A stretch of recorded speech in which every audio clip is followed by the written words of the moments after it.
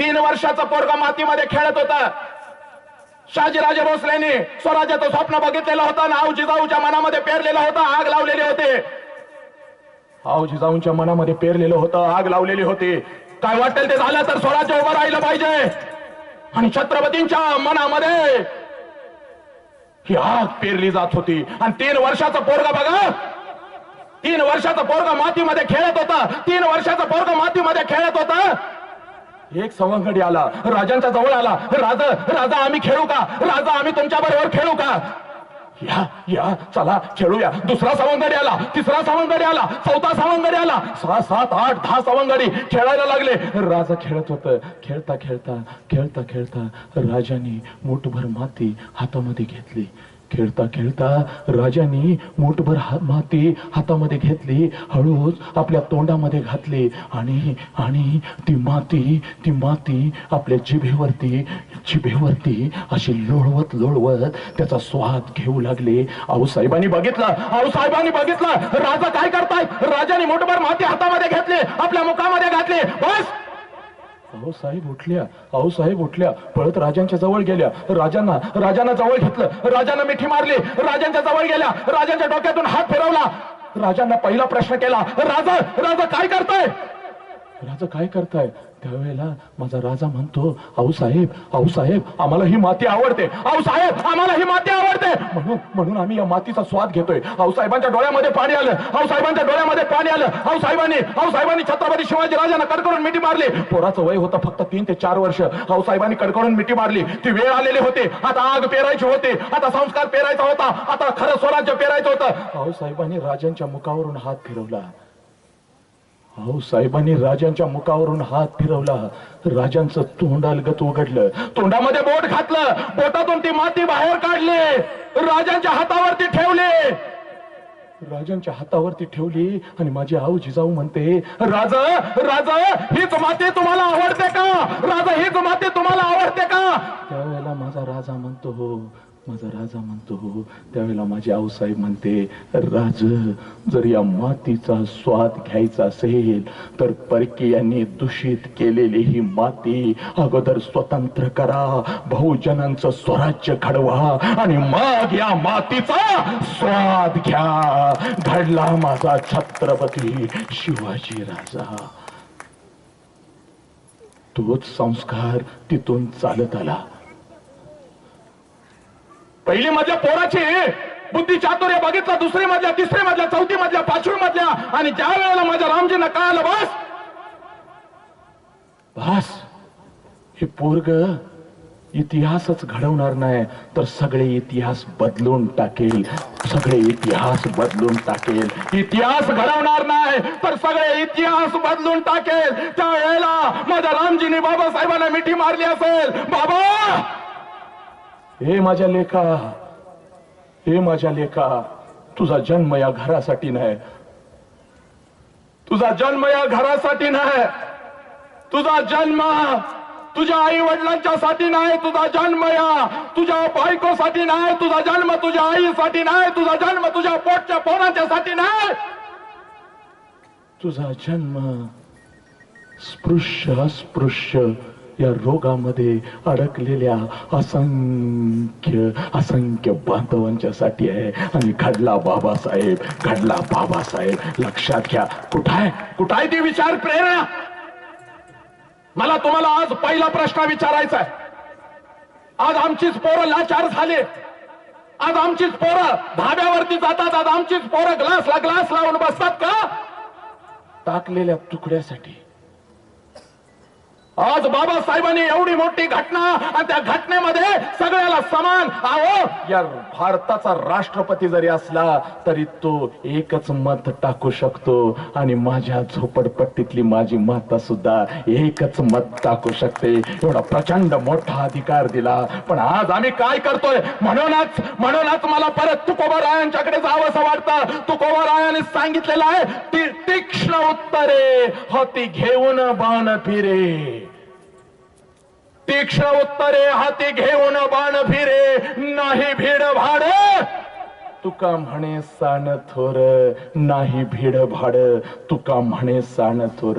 मातानो, खूप झेललेलं आहे आणि म्हणून तुमच्या लेकांच्या वरती अगोदर संस्कार करा. बघा आमच्या पोरांचे आदर्श काय आहेत. एका बुक्कीमध्ये 10 माणसं उडवणारा सलमान खान आमच्या पोरांचा आदर्श आहे. त्या बुलेट वरती बसून येणारा तो राणा आमच्या पोरांचा आदर्श आहे. लक्षात घ्या, तो अमिताभ बच्चन आमच्या पोरांचा आदर्श आहे. पण वयाच्या 32व्या वर्षी या स्वराज्यासाठी स्वतःचे डोळे काढून घेणारा शंभू राजा आमच्या पोरांना सांगावा लागतो. हे आमचं दुर्दैव आहे, हे आमचं दुर्दैव आहे. कुठं आहोत आम्ही? आणि म्हणून बस आज एक अमृत, संस्कारांचं अमृत घेऊन जायचंय. एक माता काय वाटेल ते करू शकते. 3 वर्षाचा पोर पळत पळत पळत आई जवळ आला. आई म्हणते, जा बागेमध्ये जा, बागेमध्ये जा आणि जाऊन 3-4 फुलं तोडून घेऊन ये. देवपूजेमध्ये देवाची पूजा करायची. पोरग पळत जातं, बागेतली फुलं घेऊन येतं, बागेतली फुलं घेऊन येतं, आई जवळ येतं. त्यावेळेला आईला म्हणतं, आई मला बागेतील फुलं आणायला तू सांगितलेस, पण माझ्या पायांना घाण लागलेली आहे, काहीतरी हंतर, काहीतरी हंतर. त्यावेळेला ती माता म्हणते, काय अंतरू रे, काय अंतरू, काय अंतरू. त्यावेळेला ती पोरग आईच्या नजरेत बघत असताना माता म्हणते, काहीतरी कशाला अंतर, अरे माझा पदरच अंतरते.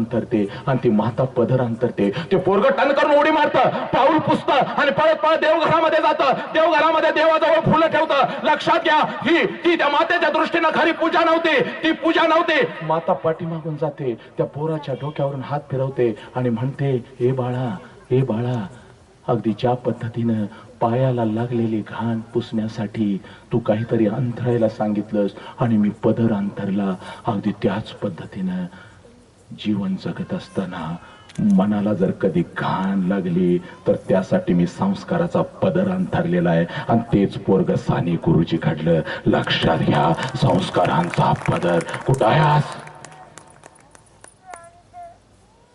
कुठं आहे मला सांगा जरा, कुठं आहे? फक्त बाबासाहेबांची आठवण तुम्हाला आज येते का? छत्रपती परवा शंभूराजांचा बलिदान मास चालू होता. सांगताना अतिशय वेदना होता. त्या काळजामध्ये सांगणं गरजेचं आहे. छत्रपती शिवाजीराजे कधी जन्मले, किती लढाया केल्या, किती सैन्य होतं, मग ह्या खिंडीत किती लढले, त्या खिंडीत किती लढले, वेबसाईट वर जा, टाका, सगळं येईल. छत्रपतींचा विचार कुठली वेबसाईट तुमच्या काळजापर्यंत पोहोचवू शकत नाही. त्यासाठी लक्षात घ्या, माणसांचं नातं जुळणं, लक्षात घ्या, हृदयापासून हृदयच बोलायला लागतं, तोपर्यंत परिवर्तन होत नाही. शंभूराजांचा बलिदान मास आम्ही बनवत होतो आणि 100-200 पोरं हातामध्ये मशाल घेऊन गाड्याच्या पुंगळ्या काढून टर वाजवत शंभूराजांच्या घोषणा देत होती, अरे एक सुई घेऊन ये, एक सुई, एक सुई घेऊन ये, आणि असेल हिम्मत तर या बोटामध्ये घुसव, असेल हिम्मत तर या डोळ्यामध्ये घुसवून दाखव. एक सुई तू तुझ्या शरीरावरती झेलू शकत नाही आणि तुझ्यासाठी अखंड शरीर तुझ्यासाठी बलिदान केलं. डोळे काढून घेतले, साल काढून घेतली, नख काढून घेतली, तरी सुद्धा ताट मानेनं म्हणत होतं, या आबासाहेबांचं आणि बहुजनांचं स्वराज्य आहे, मी तुझ्या ताब्यामध्ये देणार नाही, मी तुझ्या ताब्यामध्ये देणार नाही. त्या माणसाचा बलिदान मास गाड्याच्या पुंगळ्या काढून तुम्ही मनवत असताना तुमच्या मनाला आणि तुमच्या बुद्धीला काहीतरी वाटत नाही का रे? कुठं गेली माणुसकी, कुठं गेली माणुसकी? अरे बाबासाहेबांची ज्या वेळेला मिरवणूक निघते त्यावेळेला अंगावरती काटे आले पाहिजेत, कारण बाबासाहेब म्हणजे वाघापेक्षा दुसरे वेगळे काही नव्हते. लक्षात घ्या, खऱ्या वाघिणीचं दूध पिलेलं वाघाचं बछडं होतं. लक्षात घ्या, त्या बछड्याची ज्या वेळेला आम्ही मिरवणूक काढतो त्यावेळेला रस्त्यानं लाखो लोक असे झुकले पाहिजेत. लक्षात घ्या, लाखो लोक झुकले पाहिजेत. त्यावेळेला या महापुरुषाच्या आत्म्याला शांती मिळेल. पण आज 100-200 पोलीस आम्हाला लावावे लागतात आणि बाबासाहेबांच्या समोर गाणं वाजत असतं, आता उताना ग झालोय गुडगा बांधून बासिंग, छिंग छिंग छिंगाट, छिंग छिंग छिंगाट.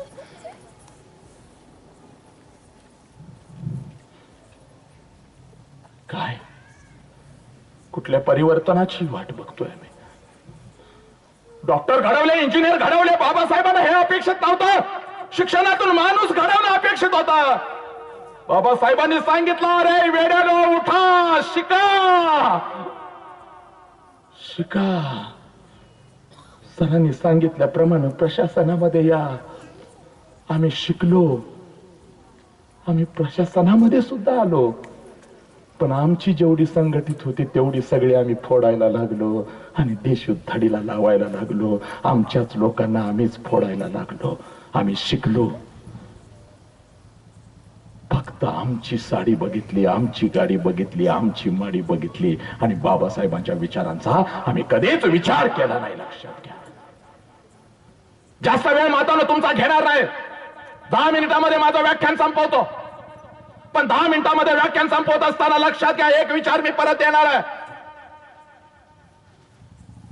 काय मला सांगा, कशासाठी तुम्ही त्या काय पोरांच्या आत्मप्रतिमा तुम्ही तयार करताय? काय त्या टीव्ही समोर तुम्ही 7 वाजता बसताय? मला काही कळत नाही.